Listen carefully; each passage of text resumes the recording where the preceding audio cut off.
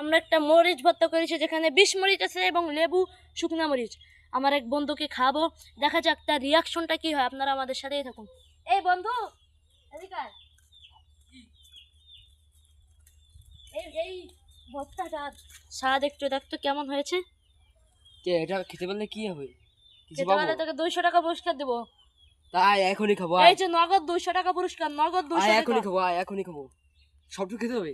সবটুক খেতে হবে তোর। তোকে আমি নগদ 200 টাকা পুরস্কার দিব। এই 200 টাকা পুরস্কার তোর। আহ! আহ!